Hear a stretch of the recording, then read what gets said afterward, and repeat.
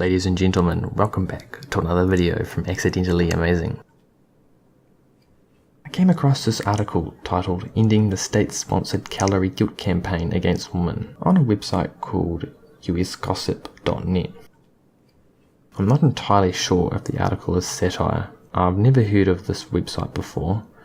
No one seems to know anything about it, and the website itself is pretty inactive. Nevertheless, I will continue with the video. The article starts off with a quote from the UK's National Health Service about the recommended daily energy intake for men, which is 10,500 kilojoules, and for women it is 8,400 kilojoules, in a quote stating that the gender gap is not limited to wages.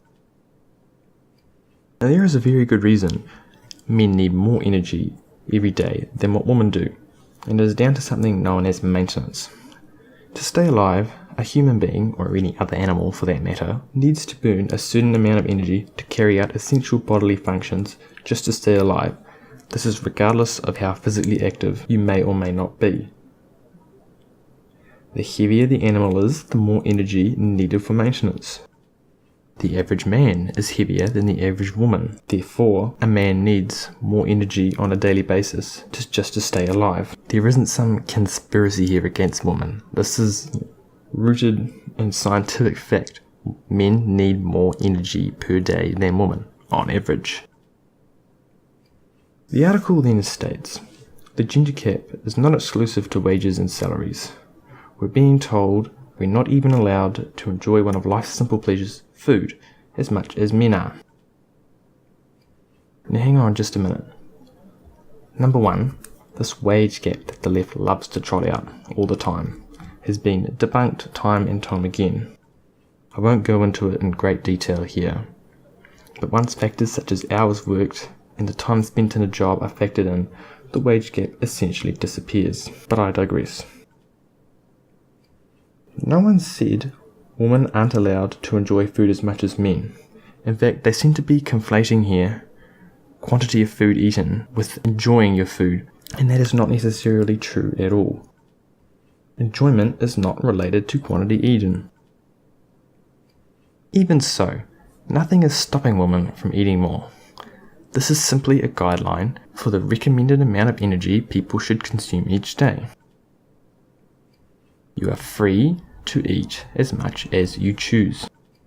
However, people should be aware that if they consume more energy than what they require, then that will likely be deposited as fat. Declaring yourself free from this biological principle simply because you're a woman does not change this fact at all. The article then goes on to talk about how women are supposedly programmed to want to eat more food than men, and they postulate this might be due to women needing more nutrition during pregnancy.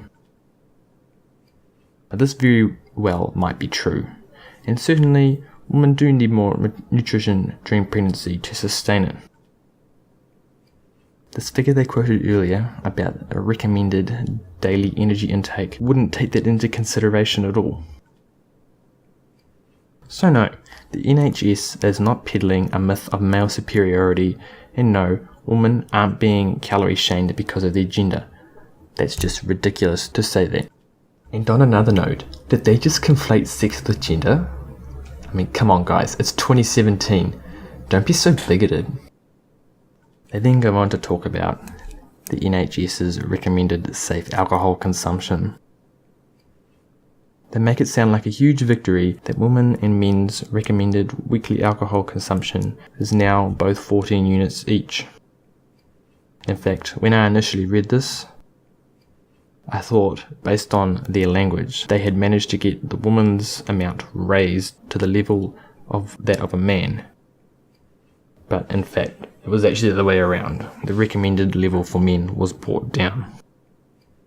So, they got their numbers wrong. The woman's level was 67%, not 75% of the previous recommended level for men. To be honest, based on the rest of the article, I'm not surprised that they can't do maths. Alrighty, that's enough from me. Hope you have a good day. If you have any thoughts, share them in the comment section below. Be sure to follow me on Twitter to stay up to date, and as always, stay amazing.